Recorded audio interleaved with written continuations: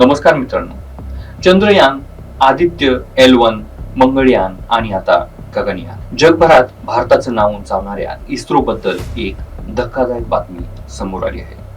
100 पेक्षा जास्त शास्त्रज्ञांनी इस्रोमधून राजीनामे दिल्याची माहिती समोर आली आहे आणि त्यानंतर केंद्र सरकारलाही तातडीने नियम बदलावे लागले. पण प्रश्न असा आहे, अचानक एवढे शास्त्रज्ञ इस्रो का सोडत आहेत? त्याच्या मागे पगाराचं कारण आहे का, खासगी स्पेस कंपन्या वाढल्या आहेत की आणखी काही मोठं कारण आहे? चला बिनधास्त नेमकं गेल्या महिन्यात काय घडलं? इस्रोमधील 100हून अधिक वैज्ञानिक आणि तांत्रिक अधिकाऱ्यांनी राजीनामे किंवा स्वेच्छानिवृत्तीचा अर्ज दिला आहे. विशेष म्हणजे अनेक शास्त्रज्ञ गगनयान, उपग्रह आणि इतर महत्त्वाच्या राष्ट्रीय मोहिमांवर काम करत होते.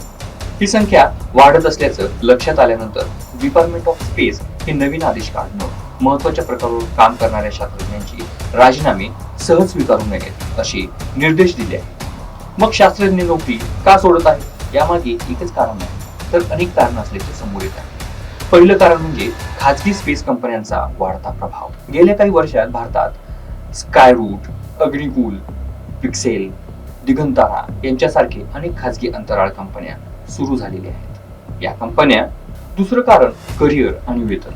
इस्रोमध्ये काम करणं ही प्रतिष्ठेची गोष्ट आहे, पण अनेक तज्ज्ञांच्या मते खासगी क्षेत्रात त्यांच्या कौशल्यासाठी दुप्पट किंवा त्याहून अधिक पगार मिळू शकतो. त्यामुळे तरुण वैज्ञानिकांसमोर मोठा पर्याय निर्माण झाला आहे. तिसरं कारण म्हणजे वाढता कामाचा ताण. सध्या इस्रो एकाच वेळी अनेक मोठ्या मोहिमा राबवत आहे. गगनयान, चंद्रयानाचे पुढील टप्पे, मंगळ मोहीम, नवीन उपग्रह आणि संरक्षणाशी संबंधित प्रकल्प. काम वाढत असताना मनुष्यबळ मात्र तितक्या वेगाने वाढलेलं नाही. यामुळे काही केंद्रांमध्ये कामाचा ताण वाढल्याचे वृत्त आहे. परिस्थिती गंभीर होत असल्याचं लक्षात आल्यानंतर डिपार्टमेंट ऑफ स्पेसने नवीन नियम लागू केले. महत्त्वाच्या राष्ट्रीय मोहिमांवर काम करणाऱ्या वैज्ञानिकांचे राजीनामे किंवा स्वेच्छानिवृत्तीचे अर्ज नियमितपणे स्वीकारले जाणार. प्रत्येक प्रकरणाचा स्वतंत्रपणे विचार केला जाईल. यामागचा उद्देश स्पष्ट आहे. गगनयानसारख्या महत्त्वाच्या मोहिमा अडचणीत येऊ नये. इस्रोची भूमिका काय आहे? इस्रोचे अध्यक्ष व्ही नारायणन यांनी स्पष्ट केलं आहे की काही शास्त्रज्ञ गेले असले तरी भारताच्या महत्त्वाच्या अंतराळ मोहिमा थांबणार नाहीत. त्यांच्या मते मोठ्या संख्यांमध्ये काही प्रमाणात कर्मचारी बदल होत असतात आणि इस्रोकडे सक्षम वैज्ञानिकांची नवीन पिढीही तयार आहे. मग खरा प्रश्न काय आहे? मित्रांनो, हा मुद्दा फक्त 100 किंवा त्यापेक्षा जास्त राजीनाम्यांचा नाही. हा प्रश्न आहे, भारत आपल्या सर्वोत्तम वैज्ञानिकांना कसं टिकून ठेवणार? आपण जगातील चौथी मोठी अंतराळ शक्ती बनण्याचं स्वप्न पाहतो. मग त्या स्वप्नाला साकार करणाऱ्या वैज्ञानिकांनाही तितकंच प्रोत्साहन, सुविधा आणि संधीही मिळायला हव्यात. यातून काय शिकायला मिळतं?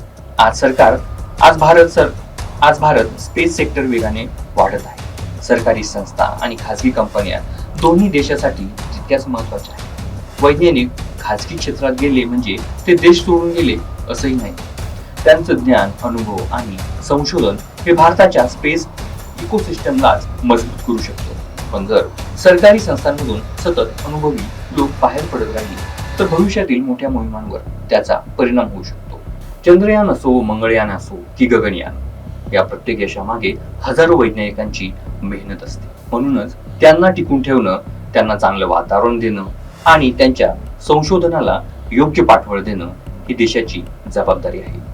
आता पाहावं लागेल सरकारचे नवीन नियम काय आहेत. सरकारचे नवीन नियम आणि भविष्यातील धोरण इस्रोमधील हा ब्रेन ड्रेन थांबवू शकतात का? तुमच्या मते इस्रोमधील वैज्ञानिक नोकरी का सोडत असतील?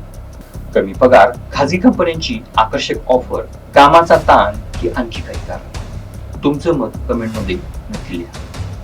अशाच तथ्याधारित आणि सखोल विश्लेषणासाठी बिनधास्त बोलू चॅनलला आता सबस्क्राईब करा.